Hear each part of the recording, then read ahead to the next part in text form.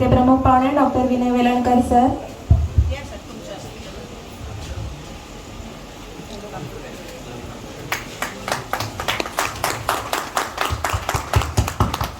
दीप प्रज्वलन सुरू झालेला आहे. Now I request Dr. Digambar Jawar sir, our BGA treasurer and the principal sponsor of today's event, please come on the dais. I request Dr. Umesh Dhumpalwar sir to introduce Dr. Digambar sir.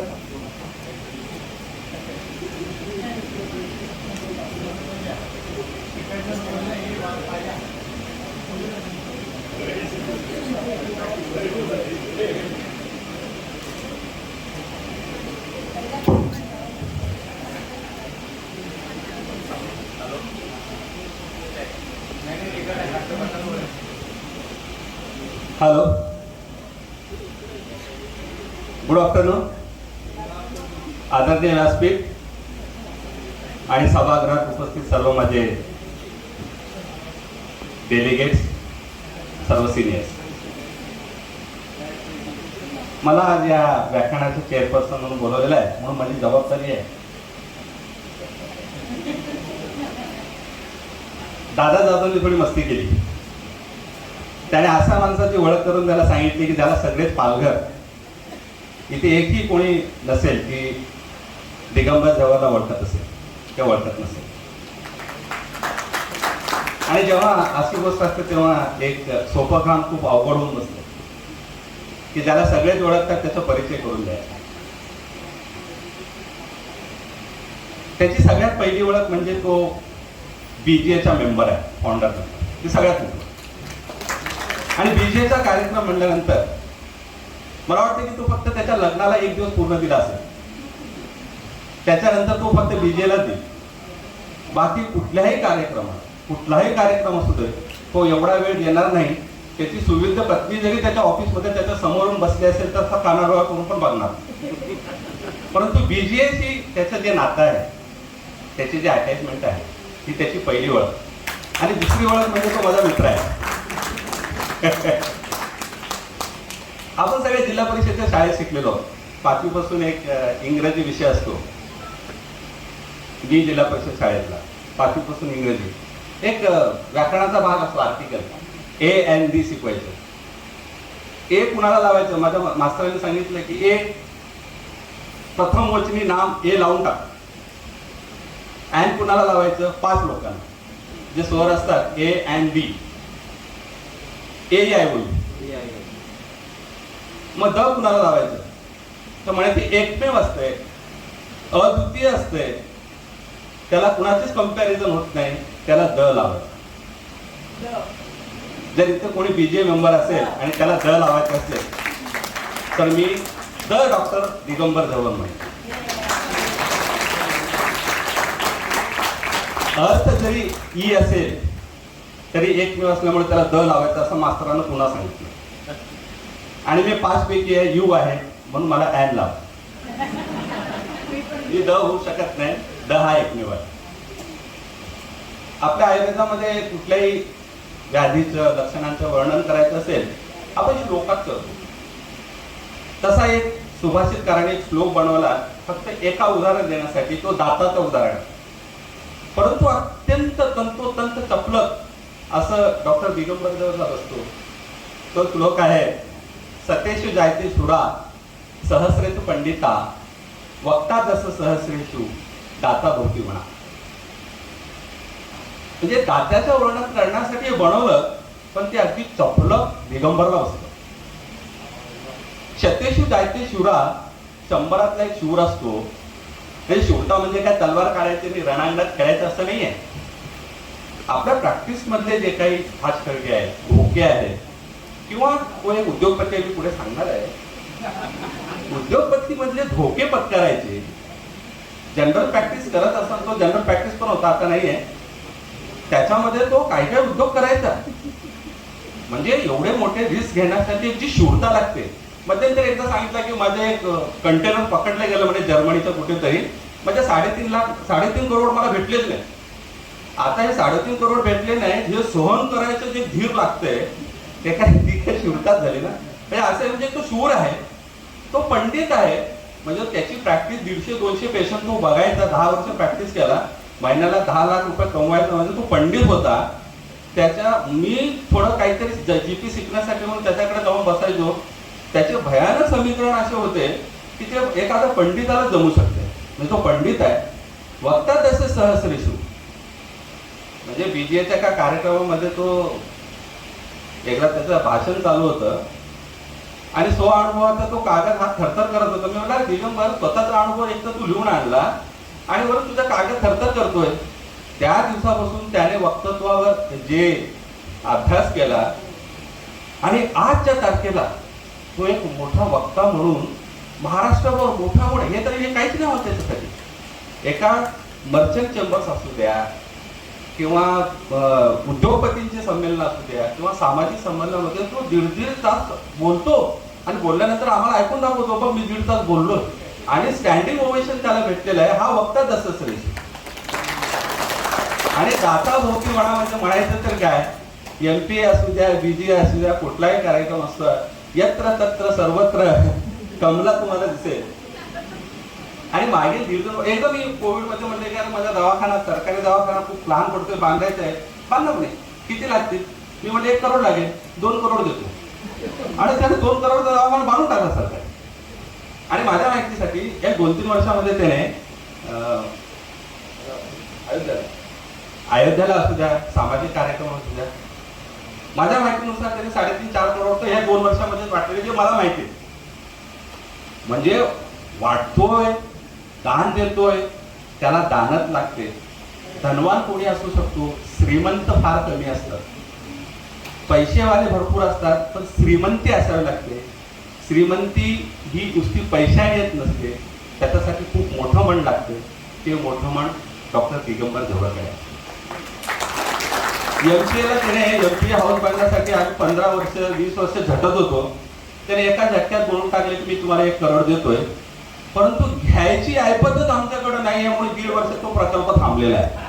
कदाचित तू आपल्या बीजेला पण 1 करोड देऊ शकतो, घोषणा करायला त्याचं काय खरं नाही.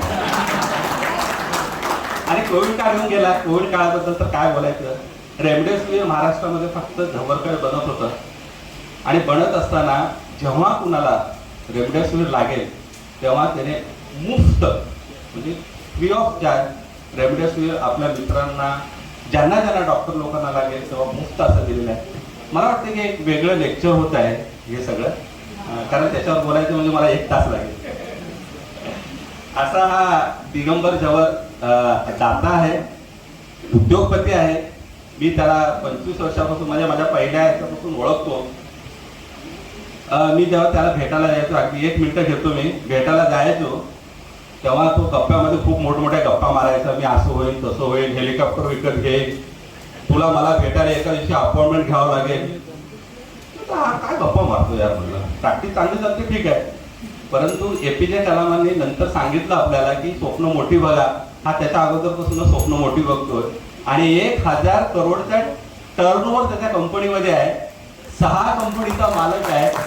भविष्यात आणखी किती कंपनी आणखी सांगतच असतो तुम्हाला, तो सांगतच नाही. करोडाच्या आज जे त्याचा विषय आहे ना, काय विषय आहे तो, नॉट प्रॅक्टिस ना, तो काही विषय नाही आहे. तो मोदीजींचा जसं मन की बात आहे ना, तो धन की बात करणार आहे असं मला वाटतं. मला काय टॉपिक माहिती नाही, त्याचा धन की बात असेल.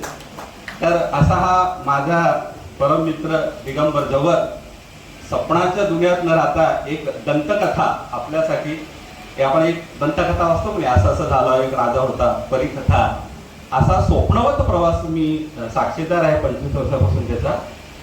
मला वाटतं की मी थांबवलेलं बरं.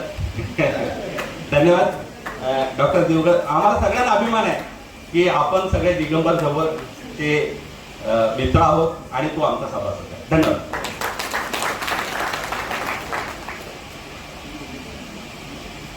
It's so nice, no? 45 minutes introduction and 50 minutes lecture. That's good.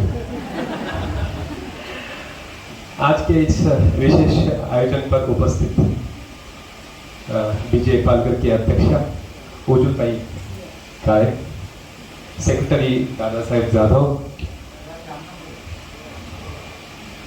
Organising इस विशेष आयोजन के ऑर्गेनाइजिंग चेयरमैन मोहित पंडित सर, सचिव अनिकेत पाटकर,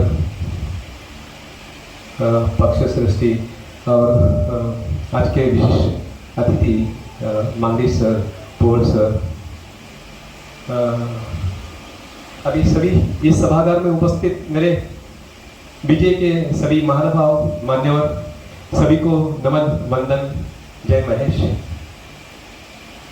इस किस्म की आयोजन की संकल्पना जिसके मनोमस्तिष्क में सर्वप्रथम आई और उसे जिन्होंने सुचारू रूप से, बड़े खुशी से, बड़े लगन के साथ कार्यान्वित किया, वो सब बीजे के सेनानी अभिनंदन के पात्र है।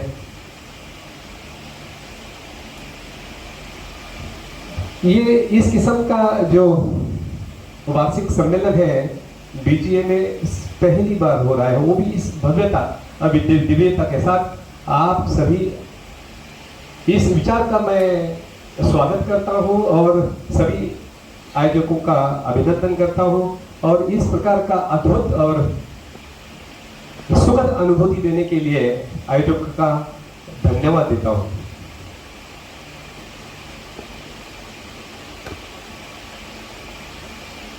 मैं जिस अभिगम के साथ आप सब लोगों के सामने इस मंच पर खड़ा हूं और मेरे व्यक्तित्व चरित्र को जिन्होंने निखारा, उन सभी के प्रति मैं कृतज्ञता व्यक्त करना चाहता हूं। सर्वप्रथम दादा साहेब जाधव और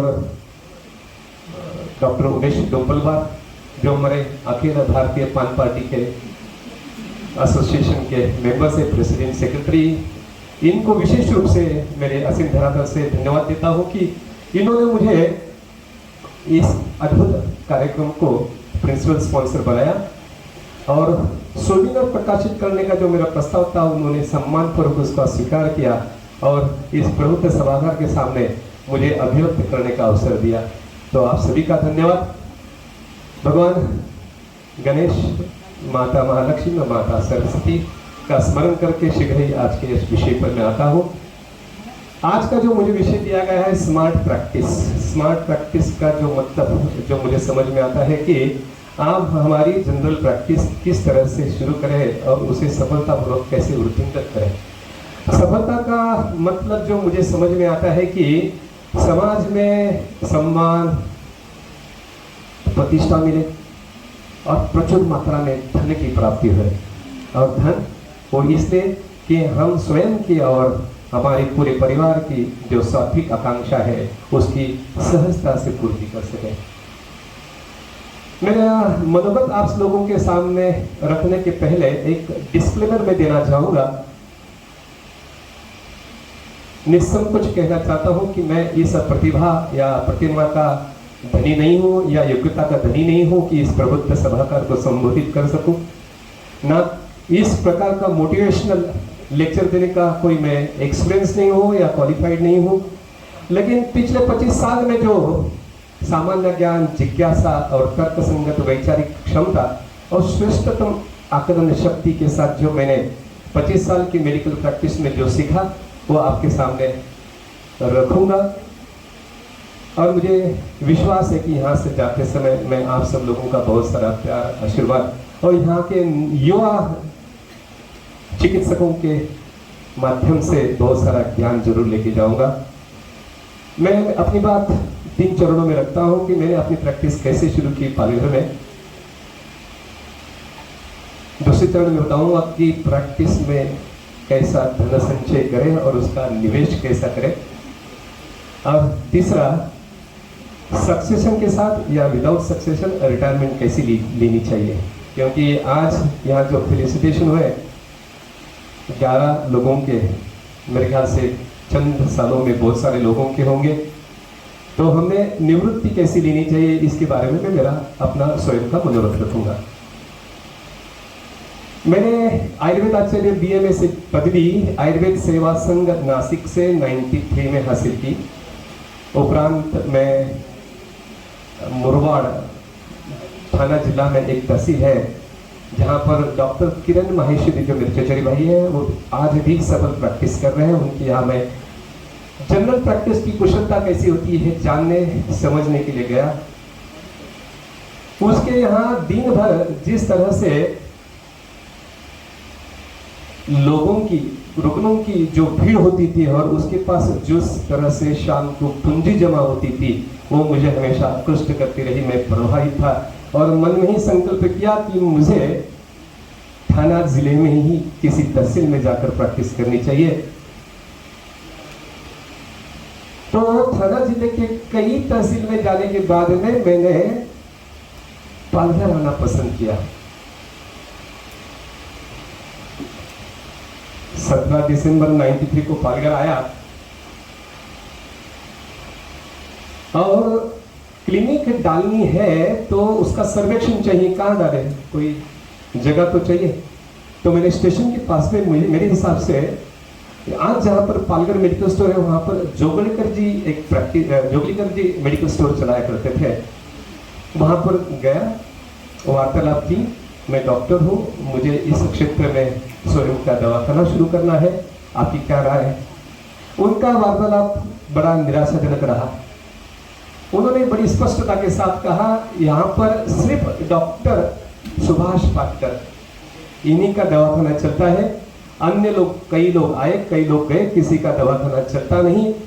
आपको राय देनी है तो आप एक काम कर सकते हो, पालघर को थोड़ा तो भूल ही जाओ, केरवा सातपाटी माहिम इस किस्म के आसपास के जो छोटे छोटे गांव है वहां पर मनोर भी आप सोच सकते हो, वहां पर जाओ अपना दवाखाना शुरू करो। मैंने तो सोचा था कि पालघर डालना।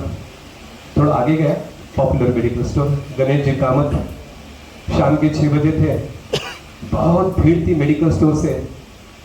मैंने सिर्फ हाथ किया, गणेश कामत मेरे पास आए, उनको बताया, संक्षिप्त परिचय दिया, मैं डॉक्टर दिगंबर झंवर, मुझे एक नवोदित चिकित्सक हूँ और पालघर में मुझे अपना स्वयं का क्लिनिक शुरू करना है।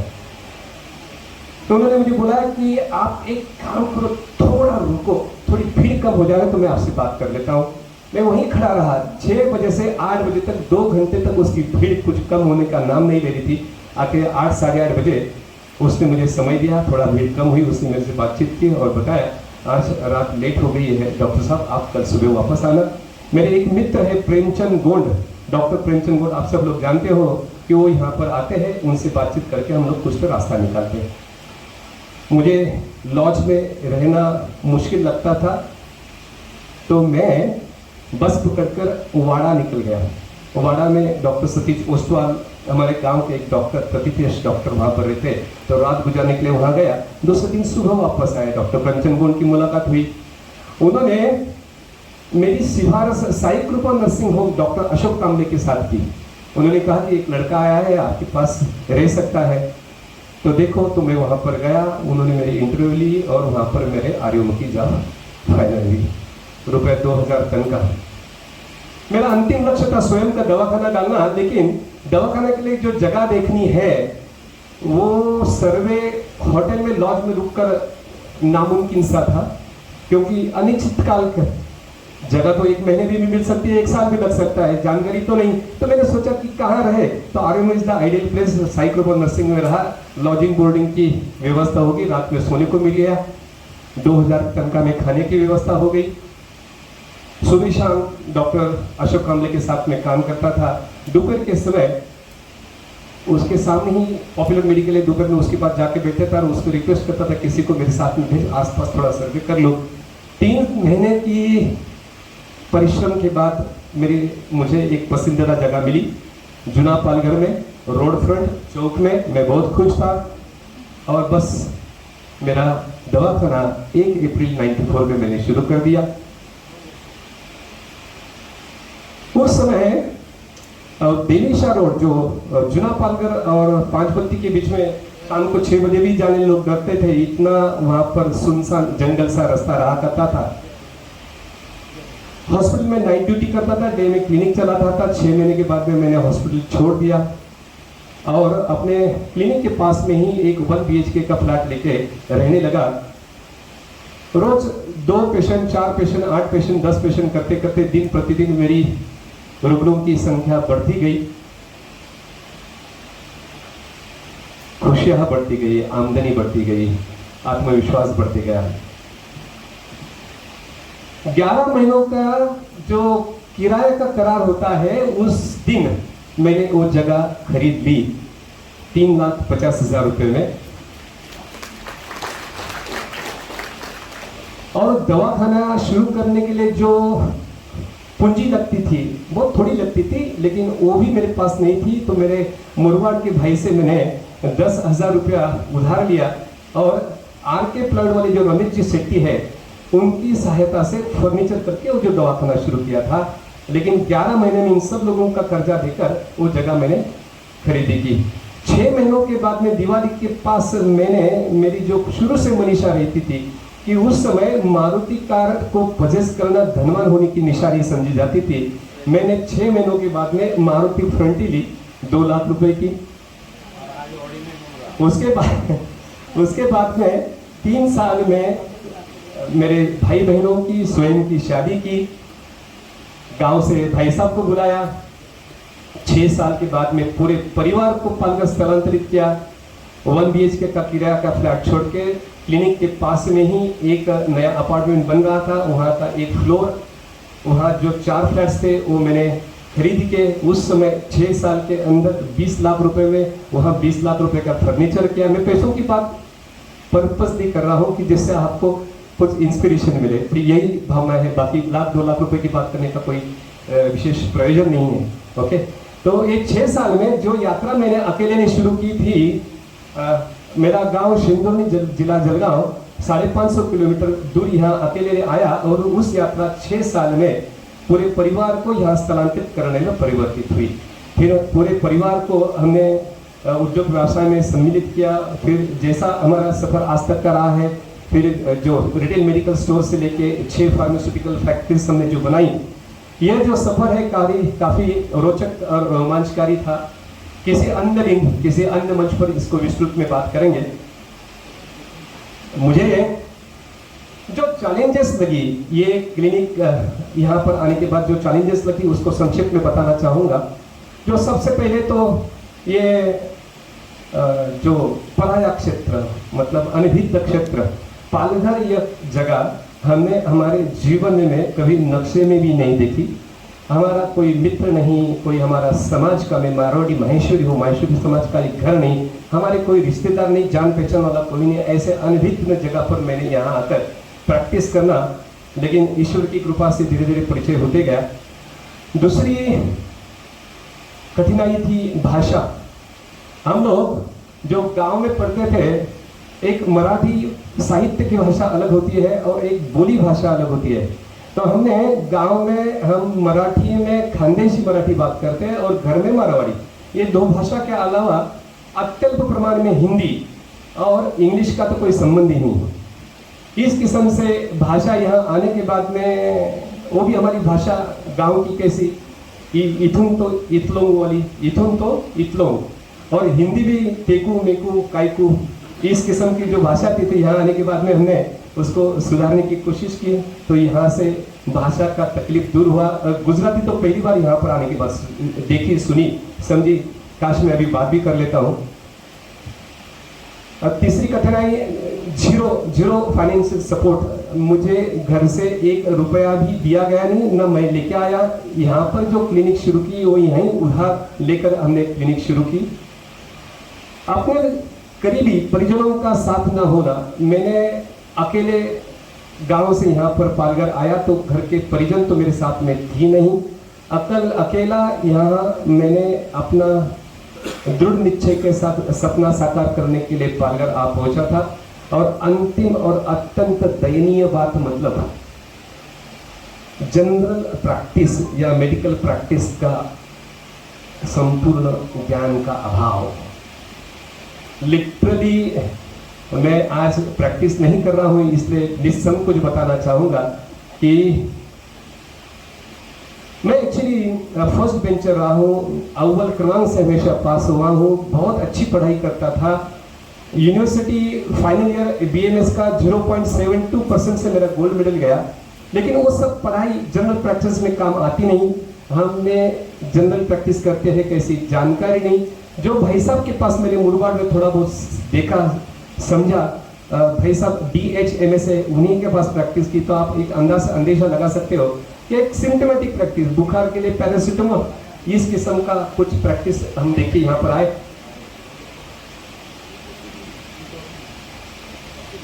आप विश्वास करो, सूचर भी मैंने मेरे क्लिनिक में पहली बार मेरे रुग्णों पर लिए, तो लेकिन फिर प्रैक्टिस बड़ी कैसी, तो सामान्य ज्ञान, लॉजिक, कॉमन सेंस, ईश्वर की कृपा, और रोज नया नया जो सीखते गया उसको अमल में लाते गया, तो बस यही था।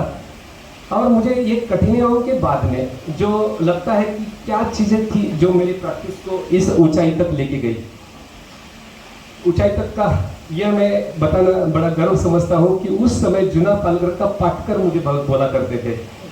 एक सुभाष पाटकर वहाँ कहा करते थे, यहाँ पर मुझे जुना पालघर का पाटकर, मुझे गर्व महसूस होता था। ओके, तो ये प्रैक्टिस कैसी बड़ी, तो मुझे सबसे बड़ा एक विश्वास आता है कि अटूट ईश्वर निष्ठा, गुरु कृपा और इम्पोर्टेंट लोकेशन। मुझे ऐसा लगता है कि मेरे क्लिनिक का लोकेशन बहुत बढ़िया रहा, बहुत बढ़िया। जुना पालघर वर्जिन जगह, जहाँ पर मैं जब प्रैक्टिस करने आया था तब माल्या साहब भी नहीं थे, वहाँ एरिया पूरा वर्जिन था, कोई प्रैक्टिस कर नहीं रहा था, तो एक उसका एक अपर हैंड मिलता है। चौक में था, चौक में रहने का एक फायदा होता है कि वॉकिंग पेशेंट्स भी वहाँ पर आते थे। मेरे प्रैक्टिस में मुझे 30-40% पेशेंट्स नए चेहरे दिखाई देते थे, मतलब वहाँ रास्ते से जा रहे दवाखाना दिखा सकते, वो एक बेनिफिट मुझे लगता है वहाँ हुआ। और लोकेशन में पालघर क्षेत्र मुझे हमेशा से क्यों मैंने इसको वहाँ पर प्रशस्त समझा प्रैक्टिस करना, कि मैं जहाँ पर जाऊँगा सर्वेक्षण करूँगा, डॉक्टर के क्या हाल है जानने के लिए जब हम मेडिकल स्टोर से बात करते हैं, तो मुझे क्या लगता है कि हम क्या पूछते हैं कि भाई इस क्षेत्र में कोई 2-4 डॉक्टर के नाम बता सकते हो कि जो 100 रुग्णों से ज्यादा देखते हो। तो इस क्षेत्र में उस किस्म का एक पोटेंशियल था, यहाँ के 3-4-5 डॉक्टर्स थे जो 100 रुग्णों से ज्यादा देखते थे। और फिर वो क्षेत्र अगर पोटेंशियल है पालघर क्षेत्र, तो लोगों को या रुग्णों को आकृष्ट करना ये सभी अपना प्रतिभा का काम हो सकता है, लेकिन आड़ा तस नहीं तो फोरत कस, उस किस्म का अगर वो एरिया ही पोटेंशियल है, वहाँ का अगर टॉप मोस्ट लीडिंग प्रैक्टिशनर के पास भी 20-25 पेशेंट नहीं, तो आप वहाँ जाके प्रैक्टिस क्या करोगे। इस हिसाब से मुझे लगता कि लोकेशन बहुत अच्छा था। एम्बियंस, मेरा क्लिनिक जेब में पैसे नहीं थे तो भी बहुत अच्छी तरह से बनाया था। एम्बियंस मुझे लगता है बाद में एक मुझे लगता है कि आत्मविश्वास, कम्युनिकेशन स्किल, और बस मुझे लगता है कि और कुछ मैंने जिसको स्ट्रेटजीज बोल सकते हैं उस किस्म का किया, कि जैसे प्रिस्क्रिप्शन पैड अपना स्वयं का लिया। मैंने कभी भी मेडिकल स्टोर्स वालों का प्रिस्क्रिप्शन पैड का प्रिस्क्रिप्शन नहीं लिखा। मैंने फाइल बनाई थी, शायद ही कोई जनरल प्रैक्टिशनर ने अपने क्षेत्र में फाइल बनाई होगी। मैंने फाइल में वो लगा के देता था प्रिस्क्रिप्शन पैड, जिससे 2 फायदे होते थे। एक, मेरे प्रीवियस प्रिस्क्रिप्शन सिस्टमेटिक उनके पास रहा करते थे, और दूसरा इंपॉर्टेंट बात है कि कम से कम दूसरी बार बीमार पड़ा तो फाइल देख के नहीं यार फैमिली डॉक्टर उसके पास तो जाए, तो एक फाइल बनाई थी मैंने। और एम्पैथी के लिए मैंने एक्चुअली गरीब और जरूरतमंद पेशेंट के पास में कभी भी मैंने फीस का आग्रह नहीं पकड़ा, दिया उसका भला, नहीं दिया उसका भला, तो मुझे काफी दुआएं भी मिली। यहाँ पर जितने मंदिर है उनके मंदिर के जो भी गुरुजी रहते, पुजारी लोग रहते, उनसे कभी भी मैंने फीस नहीं ली। तो एक अंदर से सनातन धर्म के बारे में अपना जो कर्तव्य है उस पूर्ति का आनंद मुझे मिलता था। यहाँ के धनवान लोग हैं, जो प्रतिष्ठावान लोग हैं, उनसे भी मैं फीस नहीं लेता था, उससे मुझे नेटवर्किंग में बहुत ज्यादा फायदा होता था। तो इस तरह से मैं अपने क्लिनिक में भी एक स्टैंडर्ड जेनेरिक्स मेडिसिन का मैं डिस्पेंसिंग मेरे ख्याल से अपने क्षेत्र में सबसे बड़ी मात्रा में मैं करता था। जैसे मंगेश सर ने बोला कि आपने इतना भी नहीं करना चाहिए, मेरे उस समय 3-3 गोडाउन बाहर भरे रहते थे, आईवी फ्लूइड बोलो, 3-3 गोडाउन ओनली फॉर मेडिसिन रखते थे। इस किस्म का उस समय मैं क्लिनिक में कम और मेडिकल स्टोर में ज़्यादा बैठा करता था। इस किस्म का मुझे लगता है कि ये जो कुछ चीज़ें थी, और एक आचार संहिता का मैंने शुरू से पालन किया कि मुझे जैसे श्री रुक न रही तो उनके साथ व्यवहार कैसा करें, कम से कम सिस्टर कंपल्सरी हम लोग जब वहाँ पर एग्जामिनेशन के कक्ष है वहाँ पर उनको खड़ा करें, उनकी वार्तालाप करते समय भी वो ध्यान रखें। और कभी भी मैंने किसी भी मेरे मेडिकल फ्रेटर्निटी के डॉक्टर के बारे में निम्न स्तर की बातचीत कभी भी, जिसको लूज टॉक होते वो मैंने परहेज हमेशा से रखा। पेशेंट्स लोगों को आदत होती है कि थोड़ा बहुत कुछ बात करें फिर उधर जाके बात करें। वो कभी भी बोलते अरे उन्होंने ऐसा बोला, मान्या साहब ने ऐसा बोला, हाँ वो मेरे परम मित्र मस्ती में बोले होंगे। इस किस्म का एक हमारा व्यवहार रहा। मुझे लगता है कि और एक इम्पोर्टेंट बात मैंने की, कभी भी कमीशन की लालच से मैं यहाँ सार्वजनिक मंच से बता रहा हूँ, मैंने कभी भी कमीशन की लालच से निम्न स्तर की दवाइयाँ कभी भी प्रिस्क्राइब नहीं की।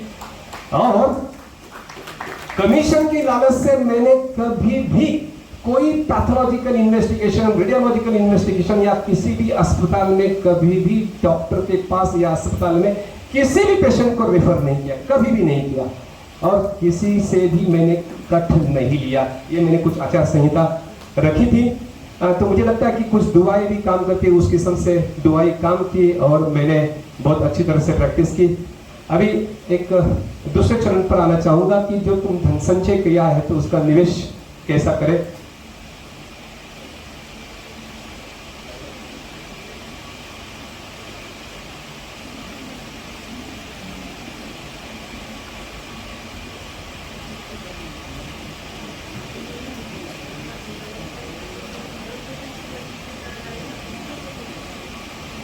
मुझे ये बताते समय बड़ा हर्ष होता है कि जनरल प्रैक्टिस के इस क्षेत्र में या महाराष्ट्र में भी कोई भी जनरल प्रैक्टिशनर अपना अकाउंट्स का ऑडिट नहीं करता होगा। इसकी सीमा थी शुरू में 25 साल पहले 10 लाख रुपए की। अगर आपके साल भर की आय या कलेक्शन 10 लाख रुपए के ऊपर है तो आपके अकाउंट्स का ऑडिट करना था। मैं एकमात्र डॉक्टर था कि मैं अपने अकाउंट्स का ऑडिट करता था। जब ये सीमा 25 लाख के ऊपर चली गई तो मैंने भी 25 लाख के ऊपर मेरी आय दिखाई, जनरल प्रैक्टिशनर की बात करता और मेरे फाइल का ऑडिट करता था। तो आप सबको एक निवेदन है कि आप चार्टर्ड अकाउंटेंट के साथ मिले, समझ ले और आयकर का भुगतान ज्यादा से ज्यादा करें, जिससे आपके पास आपकी बैलेंस शीट सशक्त बन सकती है। सशक्त क्यों बनाना कि आपके पास पैसा आया लेकिन अगर उसको आप सही तरीके से विनियोग नहीं कर सकते, सही तरीके से निवेश नहीं कर सकते तो वो पैसा पैसा ही रहेगा। इन्फ्लेशन में आपका पैसा जो आज 1 लाख रुपया है वो अगले साल 90,000 हो जाएगा, उसके अगले साल 80,000 हो जाएगा। नोट दिखेंगे 1 लाख रुपए के, उसकी वैल्यू कम कम होती जाएगी। तो आपको अपना पैसों का आयकर का भुगतान करके बैलेंस शीट सशक्त बनाना है और सशक्त बनाने के बाद उसको सही तरीके से निवेश करना है। अभी पैसों का निवेश कैसे करें तो सबसे आसान, ज़्यादा दिमाग नहीं लगाने वाला और सीमित समय तक आपको पैसा रखना है तो बैंक में, अच्छी बैंक में एफडी करें, फिक्स डिपॉजिट। मैं दोहराना चाहूँगा कि fix deposit is not investable project, लेकिन सीमित समय के लिए इधर उधर अगर सेविंग अकाउंट में रखने से अच्छा आप अपने फिक्स डिपॉजिट में रखें। Number 2, LIC। आप LIC में बिल्कुल इन्वेस्टमेंट मत करें। LIC is not at all a good investable preposition you can say. आपको अगर अपनी लाइफ सिक्योर करनी है तो आपको टर्म इंश्योरेंस लेना चाहिए, जिसको कम प्रीमियम में आपका अच्छा खासा टर्म इंश्योरेंस मिल सकता है। और जो बची हुई राशि है उसको अच्छी तरह से इन्वेस्ट करें। आप गोल्ड बॉन्ड में इन्वेस्टमेंट कर सकते हो। ये सब कब मुमकिन है? अगर आपने आयकर का भुगतान करके आपके बुक्स में अगर पैसा है तो ही ये सब मुमकिन है। चौथा और सबसे अच्छा पर्याय होगा कि आप इक्विटी में इन्वेस्टमेंट करें। डायरेक्ट इन्वेस्टमेंट कर सकते हैं, आप SIP कर सकते हैं, PMS कर सकते हैं, आपको म्यूचुअल फंड में इन्वेस्टमेंट कर सकते हैं। अगर लंबे समय तक आपको आपकी राशि का कई गुना अगर आपको उससे मुनाफा और पैसा बढ़कर चाहिए होगा तो मेरे समझ में इक्विटी इज द बेस्ट। लेकिन उसकी तकलीफें कुछ और है। आपने किसी ने बोला उस इक्विटी में इन्वेस्टमेंट किया, इस किस्म का व्यवहार कदापि न करें। आप इसके लिए सही सलाह ले, इन्वेस्टमेंट करने की जो बॉडीज होती है उनसे बातचीत करें और सही जगह पर अपना पैसा निवेश करें। ये सबसे बेहतर विकल्प हो सकता है। और जैसे कमर्शियल स्पेसेस है, रेसिडेंशियल स्पेसेस है, इंडस्ट्रियल स्पेसेस है, इनमें भी आप पैसा लगा सकते हो और सही समय पर इसको ऊंचा दाम में बिक कर मुनाफा कमा सकते हो या रेंट से किसी को देकर वो आपका एक अर्थार्जन का नया स्रोत बन सकता है। और आप में से किसी ने बहुत अच्छी धन संचय किया होगा तो आप मेरी तरह एंटरप्रेन्योर भी बन सकते हैं, किसी उद्योग व्यापार में निवेश कर सकते हैं और आपका जो एंटरप्रेन्योर बनने का सपना होगा उसको साकार कर सकते हो। एंटरप्रेन्योर बनने का कई लोगों का यहाँ पर सपना हो सकता है, क्योंकि मैं भी आपके बीच का हूँ। मेरे पास देखकर कई लोगों को लगता होगा कि क्यों न मैं इसके जैसा थोड़ा बहुत तो करूँ। तो ये थोड़ा बहुत जो वर्ड है उसी के बारे में मैं कुछ आज स्पष्टता लाना चाहता हूँ, कुछ बिंदुओं को उजागर करना चाहता हूँ कि अगर आप हकीकत में एंटरप्रेन्योर बनना चाहते हैं तो आपका स्वागत है। आपको एक हाइब्रिड मॉडल का इस्तेमाल करना था, hybrid model to become entrepreneur. उसका मतलब ऐसा है कि आपका जो मुख्य अर्थार्जन का स्रोत है, जो मेडिकल प्रैक्टिस है, उसको खंडित किए बिना पार्ट टाइम एंटरप्रेन्योर बने और जब आपको उस बिजनेस उद्योग व्यापार में महिरत हासिल हो, कॉन्फिडेंस आवे, तो you can switch to as a full time entrepreneur. जब आपके पास धन आता है, लक्ष्मी आती है, जब आपके पास कुछ अमाउंट जमा होती है तो आपके नज़र में ऐसे कई व्यक्ति आ सकते हैं जिन्होंने कुछ विशेष कमोडिटी में पढ़ाई की है, दे आर क्वालिफाइड और कई सालों में उन्होंने उस पर्टिकुलर कमोडिटी में, उस इंडस्ट्री में काम करके उनके पास एक्सपीरियंस भी है, एक्सपर्टीज भी है और अत्यंत महत्वपूर्ण बात कि उनके भी मनीषा है कि वो भी खुद का कुछ करे, खुद एंटरप्रेन्योर बने। ऐसे व्यक्तियों को साथ में लेकर उनको को फाउंडर बनाकर आप एंटरप्रेन्योर जरूर बन सकते हैं। That is called the hybrid model, just like a shark tank. You don't have time, you want to focus on your principal income source, so don't dilute it, just take somebody's help and become a co-founder. Call somebody who is commercially smart. Techno-commercially, I don't want people only with technical knowledge. Okay, he should be techno-commercial. कि ये product कैसा बनाना ये मालूम है, कहाँ बिकता मालूम नहीं, भाई उसके साथ कुछ मत करो। ये प्रोडक्ट कैसा बनता है ये भी मालूम है मुझे, ये कहाँ बिकता है ये भी मालूम है मुझे, देश में कहाँ बिकता है, प्रदेश में कहाँ बिकता है, इसका वॉल्यूम क्या है, मार्केट साइज क्या है, इसकी जानकारी जिनके पास है उसके को फाउंडर बनाए और उसके साथ मिलकर आप अपना एंटरप्रेन्योर बनने का सपना साकार कर सकते हो। शुरू में मैं आपको इसमें विशेष सलाह दूंगा कि आप उस पर्टिकुलर कमोडिटी में ट्रेडिंग करें। ट्रेडिंग करने से आपको उस पर्टिकुलर प्रोडक्ट के बारे में और जानकारी होगी, उस उद्योग के बारे में और जानकारी होगी। धीरे धीरे आप प्रोडक्ट बास्केट बढ़ाते जाए, उसके बाद में आपका जो कस्टमर बेस बढ़ाते जाए। इस तरह से आपको धीरे धीरे मार्केटिंग का नॉलेज आएगा। मार्केट जिसके हाथ में है उसके हाथ में पूरा बिजनेस होता है। तो इस हिसाब से आप धीरे धीरे धीरे ट्रेडिंग इंडस्ट्री शुरू करें। एक साइजेबल मार्केट आने के बाद में आप स्विच करें मैन्युफैक्चरिंग के पास। यानी मैन्युफैक्चरिंग करते समय माइक्रो स्केल, एकदम स्मॉल स्केल एक स्मॉल स्केल इंडस्ट्री की शुरुआत करें। वो इसलिए कि अगर वहां पर कुछ वर्स्ट के सिनेरियो में कुछ गलत हो गया तो आपको रिपेंट करना नहीं पड़ेगा, आप कुछ मतलब रास्ते पर नहीं आओगे। तो एक स्मॉल स्केल का करें, फिर उसमें महिला खासियत transform into medium scale, then once you achieve the enough confidence then you can transform that business into large scale. लेकिन मैं जिनको भी सफल उद्योजक बनना है तो उसका अंतिम लक्ष्य होना चाहिए कि उसे मैन्युफैक्चरिंग यूनिट अल्टीमेटली डालना है। मैन्युफैक्चरिंग यूनिट इसलिए डालना है कि world history says the economical revolution is 100% dependent on industrial revolution. So just put a auditable manufacturing unit, develop the marketing team of young, enthusiastic, qualified, experienced people. Then bring innovation technology to upgrade your business.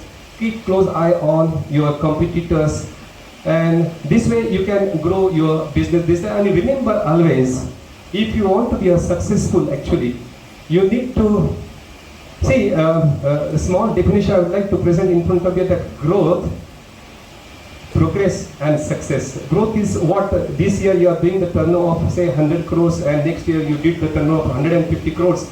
That is growth. If you bring ethics, moral and principle to this business, that will be called as progress. And if that progress will be added with say humanity, religiousness, spirituality, compassion, then that will be the, in true sense it will be a success, and everybody sitting out here must be aspiring for the same progress that will bring you peace, prosperity.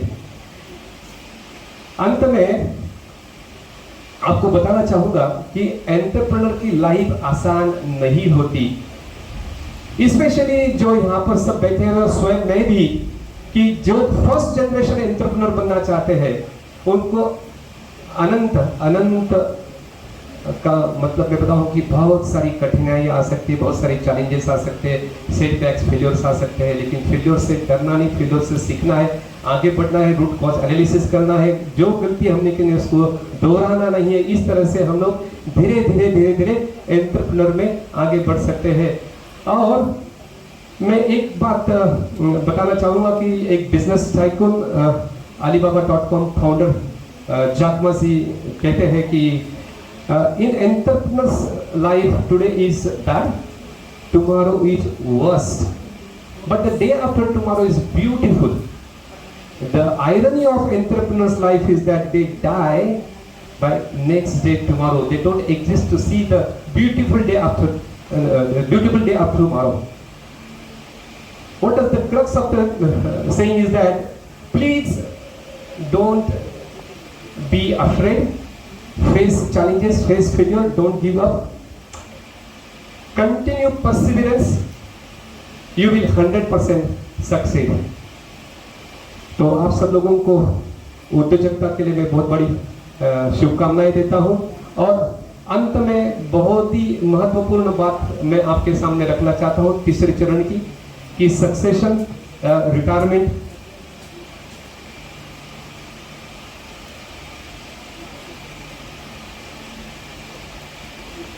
मैं एक उद्योजक हूँ, अर्थार्जन मेरा कर्म है, सही समय पे रुकना मेरा धर्म है। सनातन परंपरा, सनातन संकल्पनाएं, सिद्धांतों पर मेरा विश्वास है, ईश्वर पर मेरी प्रीति है। बहुत सारा काम करना, बहुत सारा धन जमा करना, समाज में बहुत श्रेष्ठतम ऐसी प्रतिष्ठा का प्राप्त करना,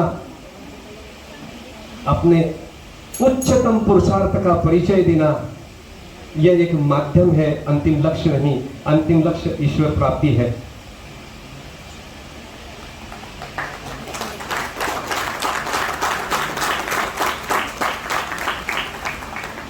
चार पुरुषार्थ, धर्म, अर्थ, काम, मोक्ष, और उसको पाने के लिए जो आश्रम दिए गए हैं, ब्रह्मचर्य, गृहस्थ, वानप्रस्थ और संन्यास, इन पर मेरा विश्वास है।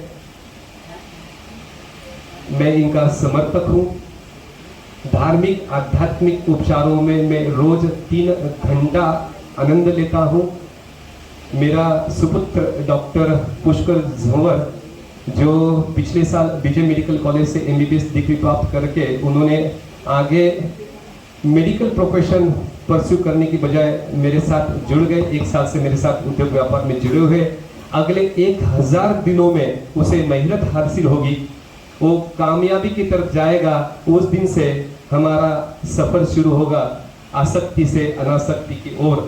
त्र्यंबकेश्वर जैसे तीर्थ स्थान पर 25 एकड़ जगह लेकर मुझे वहां पर आश्रम करना है, ये आने वाले 1000 दिन के अंदर। और मेरा वानप्रस्थ जीवन की तरफ प्रस्थान करना है। आयु की 70 साल तक मैं सनातन धर्म का प्रचार प्रसार करूंगा। संहिताओं का पठन, मनन, लिखान, वाचन, प्रचार करूंगा। वहां पर आयुर्वेद, योग और वेद के विश्वविद्यालय खड़ा करूंगा। और 70 साल के बाद वानप्रस्थ से लास्ट मिनट वानप्रस्थ से संन्यास की आश्रम की ओर खुद को ले जाऊंगा। मौन व्रत धारण करूंगा, अज्ञातवास में जाऊंगा, मुझे पाप और पुण्य से परे रहना है, अंतिम सांस तक उसी आश्रम में रहूंगा, अंतिम सांस छोड़कर देह त्याग करके ईश्वर को प्राप्त होगा। जाते जाते इस सभाकार को शुभकामनाएं देना चाहता हूं कि आप सब उद्योग, व्यापार में, व्यवसाय में एक ऊंचाई हासिल करें। आप स्वयं का, अपने परिवार का, समाज का, राष्ट्र का नाम रोशन करें और ऐसा कुछ करें कि इतिहास भी अपने लिए एक पन्ना रिक्त रखे, सुरक्षित रखे। इस शुभकामनाओं के साथ मैं आपसे विदा लेता हूं, मेरे शब्दों को विराम देता हूं। उम्मीद करता हूं कि मेरी ऊर्जा आपकी ऊर्जा से मिली होगी। जय हिंद, जय भारत। धन्यवाद डॉक्टर जवाहर सर. सर्वांनी टाळ्या वाजवायच्या. अत्यंत महत्त्वपूर्ण मार्गदर्शन त्यांनी आपल्याला केलेलं आहे. सर्व गोष्टी आपण करतो, परंतु पैशाचं व्यवस्थापन कोणाला जमत नाही.